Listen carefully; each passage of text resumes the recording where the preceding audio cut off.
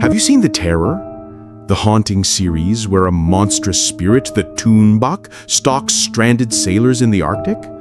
That creature, terrifying as it is, wasn't just a work of fiction. It was inspired by a real figure from Inuit mythology, one even more unsettling. In the endless Arctic night, where the wind carves secrets into the snow, whispers tell of the Tupilaq. Not a god, not a beast of nature, but something crafted by human hands, stitched together from bone, sinew, and shadow. The Tupilaq was never meant to guide or protect. It was built for one purpose alone: vengeance. Summoned in secrecy, unleashed with fury, it carried the darkest intentions of its maker. And yet, there was always one terrible risk. The spirit could turn back and destroy the one who gave it life. This is the tale of the Tupilaq. Long before foreign ships touched the icy shores of the Arctic, the Inuit world was guided by the wisdom and power of the Angakkuit, shamans who walked between the living and the unseen. They healed, they protected, and they spoke with the spirits that lingered in the winds, the waters, and the endless night. But not all their knowledge was meant for light. Hidden within their most guarded secrets was the creation of the Tupilaq, a spirit unlike any other. It was not born of nature, nor gifted by the gods. It was made. Piece by piece, the Tupilaq was assembled in secrecy. The bones of animals gave it strength. The claws and teeth of predators armed it with fury. Sometimes, strands of human hair or fragments of the dead were woven into its form, binding it forever to the world of men. Each part carried meaning, each fragment chosen with purpose, until the figure itself became a vessel waiting for breath. Then came the most dangerous act, the awakening. Through whispered chants, the shaman called upon wandering souls, restless, hungry spirits that drifted between worlds. The Tupilaq was offered as a home, a body for their rage. And once the spirit entered, it was alive. But this creation was never meant to stay. The Tupilaq was not kept by its maker, nor worshipped as a guardian. It was cast into the sea or set loose across the frozen tundra, carrying only one command: find the victim and destroy. The Tupilaq was never made for protection or blessing. It was a weapon, cold, relentless, and merciless. Its only purpose was revenge. If someone stole your spouse, mocked your honor, killed your kin, or cursed your hunting grounds, you had one final option. You could seek out an Angakkuk, a shaman, to craft a Tupilaq in your name. Or, if your bitterness was strong enough, you could dare to make one yourself, though such an act risked far more than your enemy's life. Once created, the Tupilaq obeyed without question. It needed no food, no rest, no mercy. It would crawl through the snow, swim beneath the black waters, or drift unseen on the wind, relentlessly hunting its victim until the deed was done. But this weapon carried a deadly flaw.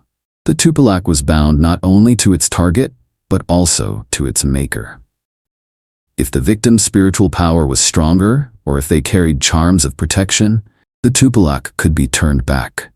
It would abandon its original mission, retracing its path until it reached the one who had dared unleash it. And then, the avenger would become the executioner. Many Inuit stories tell of vengeful hearts who thought they controlled the spirit, only to perish by their own creation. The Tupilaq did not care who died. It cared only that someone would pay the price of hatred.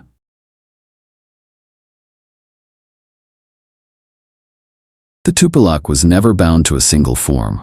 Each one was as unique and as horrifying as the imagination and intent of its maker. Some appeared as grotesque fusions of the natural world and humanity. A seal's sleek body stretched unnaturally to bear the skull of a man.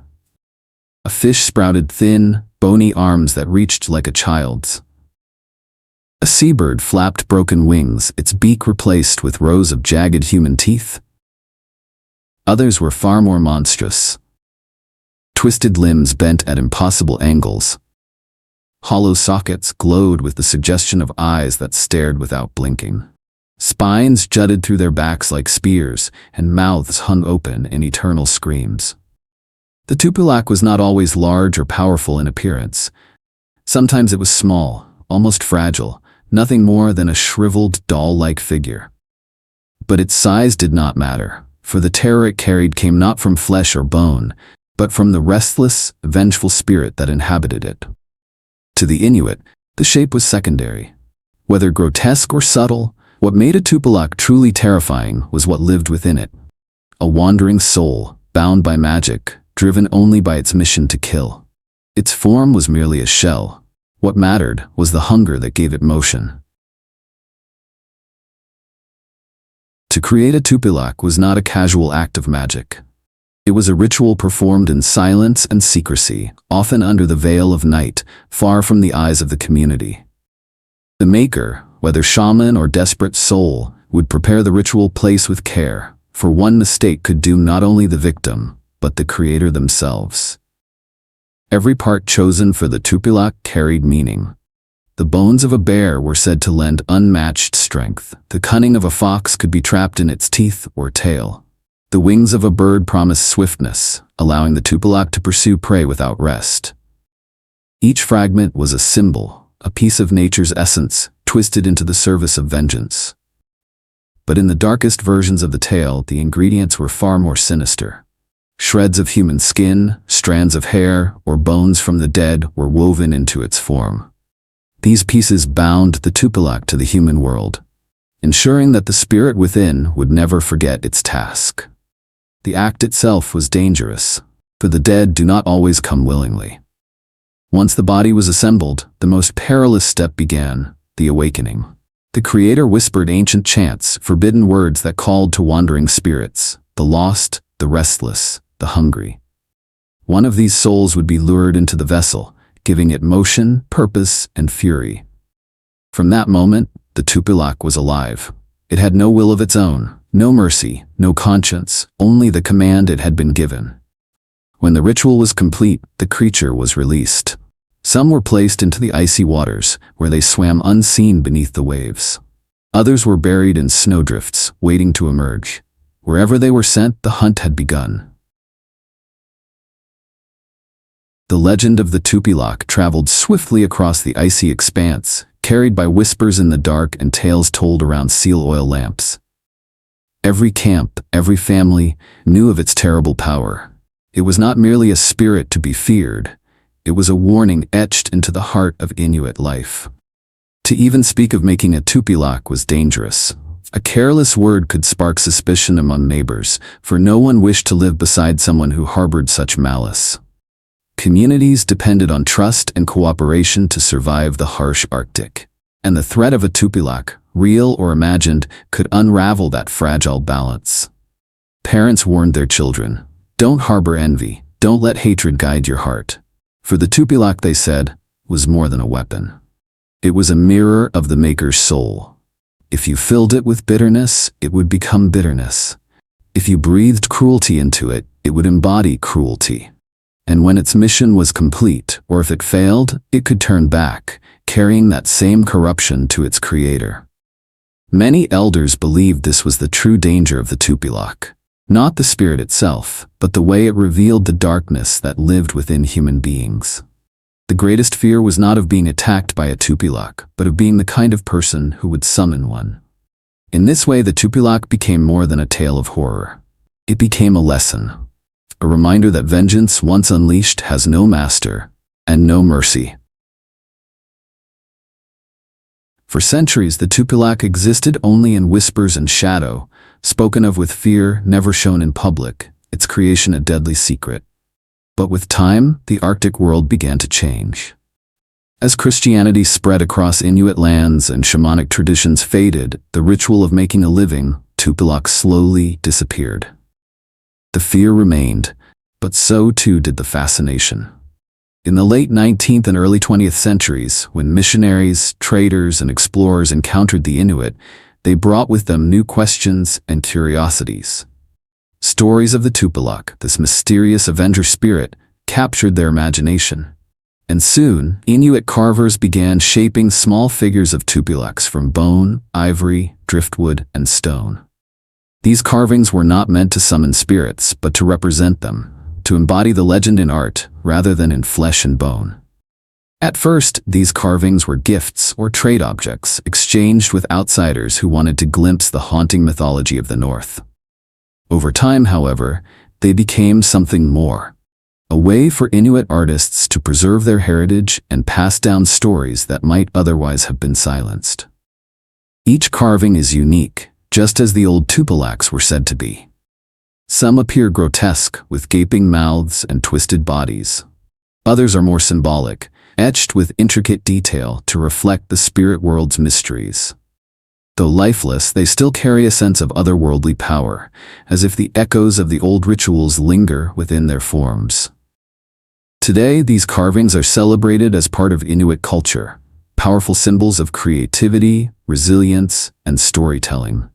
They stand not as tools of vengeance, but as reminders of the dangers of hatred, of the fragility of life in the Arctic, and of the enduring strength of Inuit tradition. The Tupilaq has shifted from a forbidden weapon to a cultural treasure. Yet behind every carving lies the same chilling truth. It was once a spirit born of darkness, created by human hands, and feared for the price it demanded. The Tupilaq story did not remain frozen in the ice. Like shadows cast across the world, echoes of the creature can be found in other mythologies. Different names, different shapes, but the same truth, the danger of summoning what should never be called. In West African voodoo traditions, carved fetishes and dolls were infused with spirit power, used to curse enemies. Like the Tupilaq, these objects were never merely wood or cloth. They were vessels for wrath, animated by intent. In European witchcraft, tales spoke of the homunculus, tiny, man-shaped beings created by sorcery. Though born of alchemy rather than bone and sinew, their existence carried the same warning: what is created in secret may turn against its maker. In Jewish folklore, there is the legend of the golem, a creature of clay brought to life through sacred words. Meant to protect, it often spiraled beyond control, echoing the Inuit fear that a summoned guardian or avenger could become a destroyer. And in Japan, the stories of Tsukumogami tell of ordinary objects, tools, instruments, dolls, that after 100 years awaken with spirits of their own.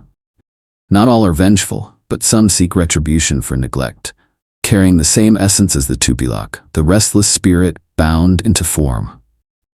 Even today, the Tupilaq endures. Modern Inuit carvers shape its likeness into small bone and ivory figures, not to summon spirits but to preserve the legend.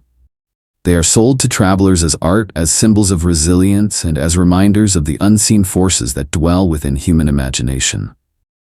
Across cultures, one lesson repeats: the line between creation and destruction is thin. When spirit and intention fuse with form, the result is never just an object. It is a mirror of its maker's heart. The Tupilaq is more than a ghost story. It is a mirror reflecting the darkest corners of the human heart. It shows how envy, hatred, and vengeance can twist us, and how the forces we unleash in anger may return to destroy us. In the frozen silence of the Arctic, where the wind carries echoes of forgotten chants, the legend still lingers. It whispers through the snowdrifts, stirs beneath the black waters, and warns those who listen. Beware what you create in secret. Beware the shadows you summon. For in the end, the spirit you send into the world may come back to claim you. Thank you for watching. Please like, share, and subscribe.